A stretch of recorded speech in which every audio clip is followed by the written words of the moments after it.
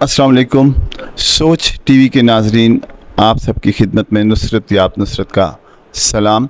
आज हम मौजूद हैं मुल्क अज़ीज़ की एक नामवर शख्सियत प्रोफेसर डॉक्टर अज़ीज़ अहमद हाशमी साहब की रिहाइशगाह पर, जहां आज इन्होंने मुहर्रमुल हराम के हवाले से महफ़िल मुसालमा का इनेकाद किया, जो पाकिस्तान कौमी तराना फाउंडेशन के बानी भी हैं और चेयरमैन भी। इन्होंने अपने घर में एक हॉल जो है वो रहमतुल आलमीन के नाम से वक्फ किया है, बनाया है बतौर ख़ास, जिसका मकसद हुज़ूर अकरम सल्लल्लाहु अलैहि वसल्लम की सनाख़ानी और नात गोई के लिए उसको वक्फ किया गया है। आज हम यहाँ पर मौजूद हैं। हमारे साथ इस वक्त एक और मारूफ शख्सियत पाकिस्तान की मौजूद हैं, सैयद कर्नल मुर्तज़ा अली शाह साहब।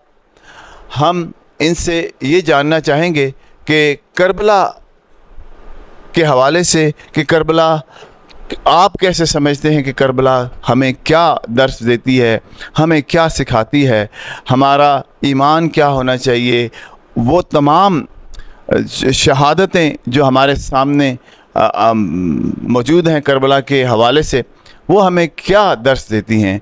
सैयद कर्नल मुर्तज़ा अली शाह साहब से हम ये जानना चाहेंगे। बहुत शुक्रिया नुसरत साहब। अस्सलाम वालेकुम वरहमतुल्लाहि वबरकातुहू। अल्लाहुम्मा सल्लि अला मुहम्मद व अला आलि मुहम्मद कमा सल्लैता अला इब्राहीम व अला आलि इब्राहीम इन्नका हमीदुम मजीद। हमें करबला के वाक़यों को कुरान की रोशनी में देखने की ज़रूरत है, और कुरान में आयत मुवद्दत को वाज़ेह तौर पे रब ताला ने बता दिया उम्मत को कि किस तरीके से हमने अहले बैत को देखना है, उनसे किस तरीके से तमस्सक करना है। और कुरान की आयत है अफ़ला यतदब्बरून अल कुरान अम अला कुलूबिन अक़फ़ालुहा। तो कुरान पे हर दौर में तदब्बर की ज़रूरत है। करबला के वाक़े को अगर कुरान की रोशनी में और तदब्बर की रोशनी में देखा जाए और आयत मुवद्दत की रोशनी में देखा जाए, तो अल्लामा इक़बाल बड़ी खूबसूरती से इस बात को यूँ ट्रांसलेट करते हैं, गर तुम्हें ख़्वाही मुसलमान ज़ीस्तन नीस्त मुमकिन जुज़्ब कुरान ज़ीस्तन। तो कुरान की शनाख्त तभी है जब कुरान समझ आएगा। अल्लामा उर्दू में भी फरमाते हैं, उर्दू के कलाम में, कुरान में हो गोतज़न है मर्द मुसलमा, अल्लाह करे तुझको अता जिद्दत किरदार। तो ये किरदार की पुख्तगी के हवाले से, किरदार का एक रोल मॉडल अगर हम देखते हैं तो इमाम हुसैन अलैहिस्सलाम की ज़िंदगी वाज़ेह तौर पे हमारे सामने आती है। इमाम हुसैन अलैहिस्सलाम के बारे में इलामा अपनी एक नज़्म में कहते हैं, आ इमाम आशिक़ां पोरे बतूल सर्व आज़ादी ज़बुस्तान रसूल। क्या खूबसूरत अंदाज से उन्होंने इमाम हुसैन के कद काट के बारे में, उनकी कुर्बानी के बारे में, उनके इश्क के बारे में, कुरान से इश्क, रसूलुल्लाह सल्लल्लाहु अलैहि वसल्लम से इश्क, रसूलुल्लाह सल्लल्लाहु अलैहि वसल्लम की इस हदीस को भी समझने की ज़रूरत है जो फरमाते हैं हुसैन मिन्नी व अना मिनल हुसैन। ये हदीस समझनी चाहिए कि हुसैन तो ठीक है रसूलुल्लाह सल्लल्लाहु अलैहि वसल्लम के फ़र्जंद हैं, लेकिन रसूलुल्लाह उनसे कैसे हैं, तो वो बात करबला का वाक़या हमें बताता है कि वो किस तरह से हैं। क्योंकि पैगाम मुस्तफ़ा सल्लल्लाहु अलैहि वसल्लम को अगर उम्मत तक किसी ने पहुँचाया तो वो इमाम हुसैन हैं, उनकी कुर्बानी ने पहुँचाया है। और वो उसवे रसूल सल्लल्लाहु अलैहि वसल्लम की जो अक़दार हैं, शजाअत, अमानत, सदाकत, दयानत, अताअत, ये सब के सब, अनाबत, ये हमें करबला के वाक़े से मिलते हैं। और करबला के बारे में अगर हम इमाम हुसैन अलैहिस्सलाम के अक़वाल को पढ़ें, हम नहजुल बलागा जिसको हमने समझा कि अहले तशरीह की सिर्फ मीरास है, ऐसा तो नहीं है। अगर हम बाकी आइमा कराम के अक़वाल को देखें, ख़ास तौर पे ये जो इस बोर्ड पे जो बातें लिखी हुई हैं, या आयत मुबाला के हवाले से, आयत ततीर के हवाले से, सूरह अल-असर के हवाले से हम देखें, सूरह फातिहा के हवाले से देखें, ये वो हस्तियाँ हैं जो इनाम याफ्ता हस्तियाँ हैं, ये वो लोग हैं जो कि हक़ के रास्ते पे, सिरात मुस्तकीम पे चलने वाली हस्तियाँ हैं। तो करबला जनाब हमें जो पैगाम देती है वो नई नस्ल तक पहुँचाने का काम असातिज़ा का है, वालिदैन का है। और ये जो आइमा कराम है, इनकी तालीमात को हम फ़िरका बंदी की नज़र नहीं करना चाहिए, हमें इनको पढ़ना चाहिए। और करबला का वाक़या आपको अहले बैत से मिलता है, आले रसूल से मिलता है, और वो तमस्सक बिल कुरान और तमस्सक बिल अहले बैत को अगर हम अमलन देखेंगे तो करबला समझ आएगी।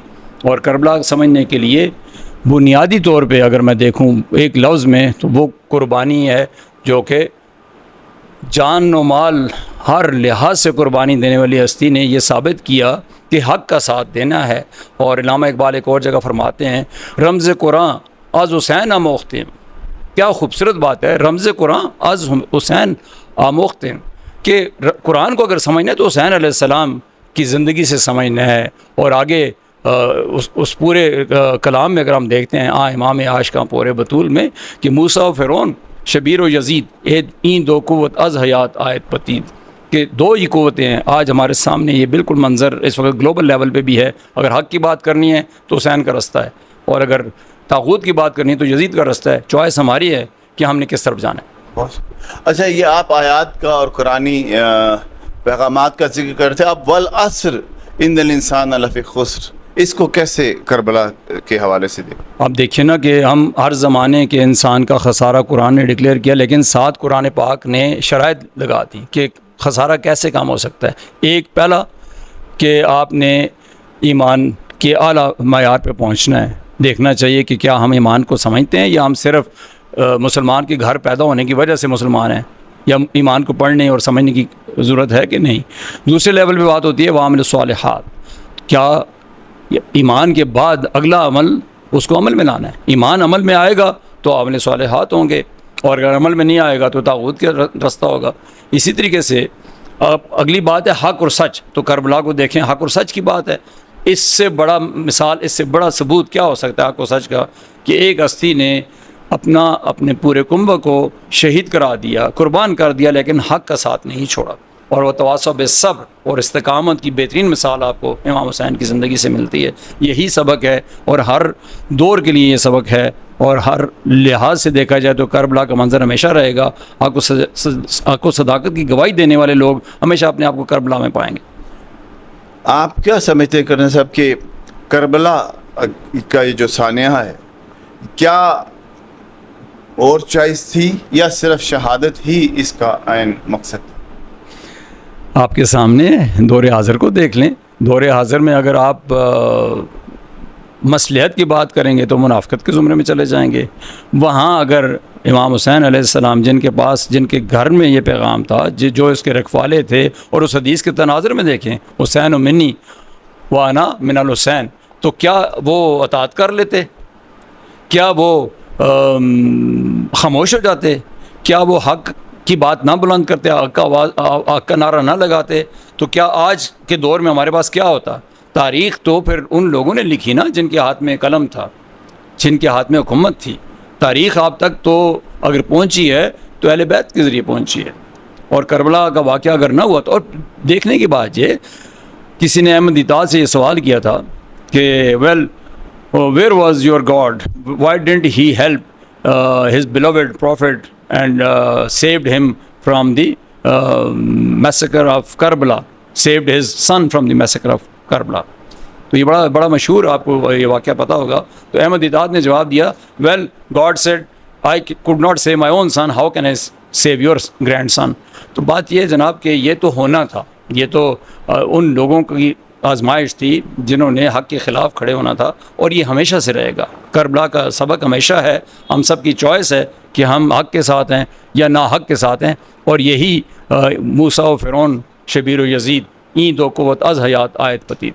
ہم پروگرام کو اختتام کی طرف لے جائیں گے. ہم آپ سے پیغام بھی لیں گے، یہ بھی چاہیں گے کہ آپ یہ بتائیں، اس کا مطلب یہ بات کلیئر ہے کہ یہ اقتدار کی کوئی جنگ نہیں تھی، یہ ایک معرکہ تھا جس میں اسلام کو جلا ملنی تھی اور نبی اکرم صلی اللہ علیہ وسلم کے دین کو دوبارہ سے حیات ملنی تھی.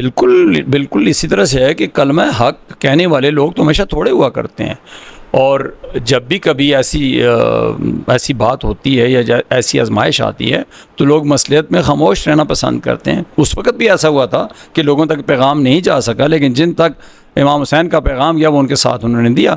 اور کوفہ کے بارے میں لوگ اچھی بات نہیں کرتے، کوفی لا یوفی کہتے ہیں، لیکن کوفہ کے لوگوں نے بھی تو ان کا ساتھ دیا.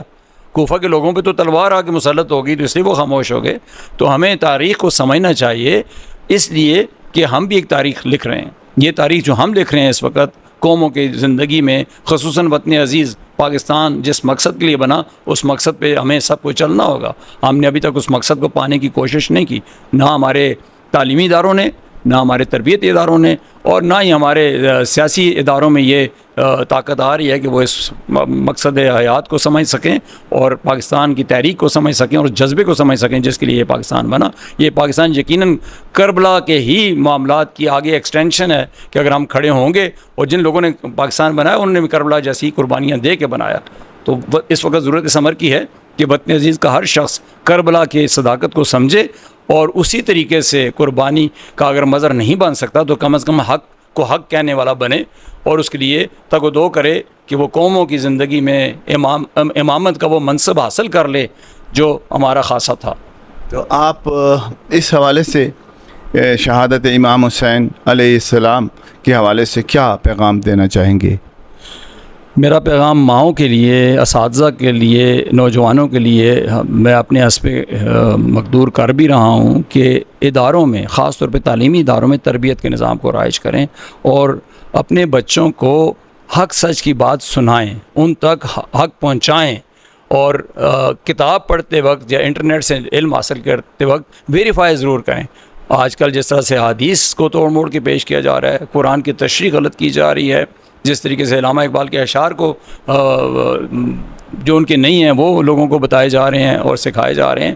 میڈیا وارفیئر میں ہمیں اپنے آپ کو بچانا ہے اور میری گزارش سب سے یہی ہے کہ اپنے اپنے لیول پہ وطن عزیز کے بننے کے مقاصد سے اور پرپز آف لائف جو رب تعالیٰ کا ارشاد ہے وَمَا خَلَقْتُ الْجِنَّ وَالْإِنسَ إِلَّا لِيَعْبُدُونَ، بندگی کے اس معراج پہ اپنے آپ کو پہنچائیں اور اپنے بچوں کو پہنچائیں اور وہ ویلیوز آف اسوہ حسنہ، اقدار اسوہ حسنہ کو اپنی نسل نو تک منتقل کریں تاکہ ہم پھر سے امامت کا وہ جو سبق جو علامہ اقبال نے فرمایا تھا نا، سبق پھر پڑھ صداقت کا، عدالت کا، شجاعت کا لیا جائے گا، تو اس سے کام دنیا کی امامت کا. تو مجھے یقین ہے کہ یہ کام کرنے والے لوگ ہم میں موجود ہیں، ان کو اکٹھا ہونے کی ضرورت ہے. بہت شکریہ.